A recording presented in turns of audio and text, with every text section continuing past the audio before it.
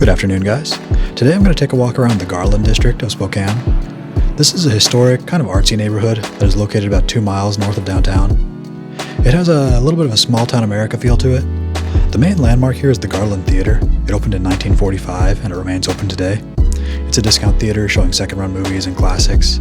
I think a ticket costs around $5, or at least it used to anyway. You can check out the beautiful Art Deco design. That's what the building was known for. The first memory I have of going to the movies was at the Garland Theater. I remember going to see Godzilla in 1998 with my dad. In this area, you'll find a mix of vintage stores, specialty shops, cafes, bars, and restaurants. There are about 80 locally owned businesses in this neighborhood.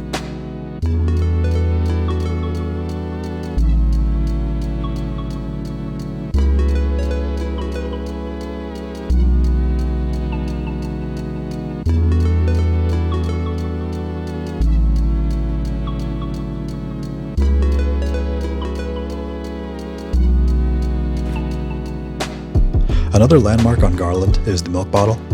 This 38-foot tall bottle was built in 1935. Originally, it was a store where dairy products were sold. Today, it's a restaurant. It's located on the National Register of Historic Places. Next to the milk bottle is another Garland landmark called Ferguson's Cafe. This classic diner opened in the 30s.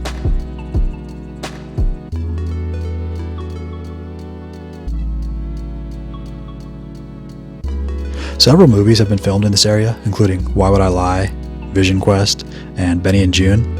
The Garland Theater, the Milk Bottle, and Fergusons have all been used as filming locations.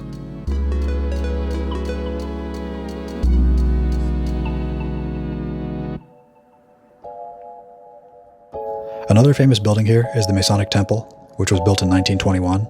Today it's a bar and restaurant.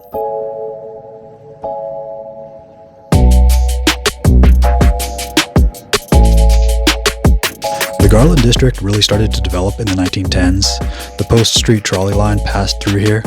This spurred growth in the area. The neighborhood took shape in the 20s and 30s. The Milk Bottle and the Masonic Temple were built in that era. During the summer, there's a farmer's market on Garland every Tuesday. There's also a street fair here every August.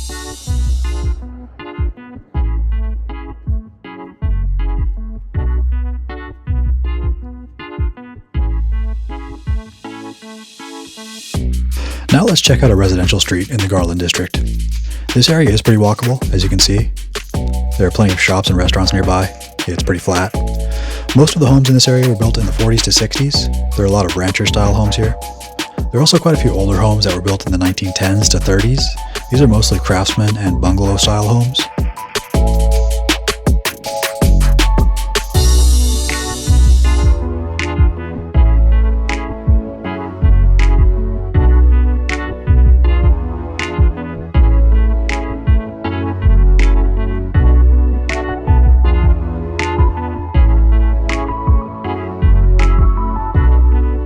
There are mostly single-family detached homes around here.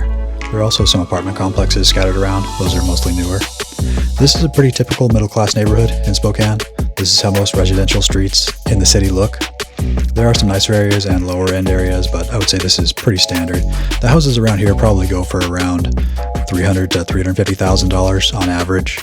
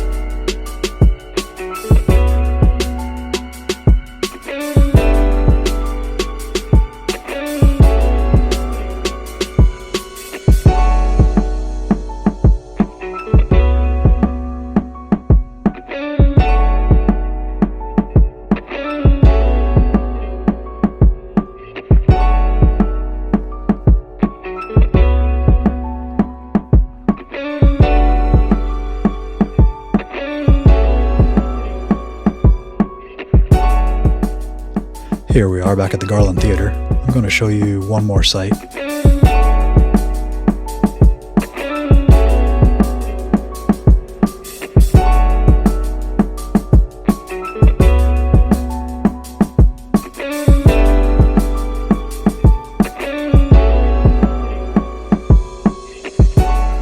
This is Art Alley.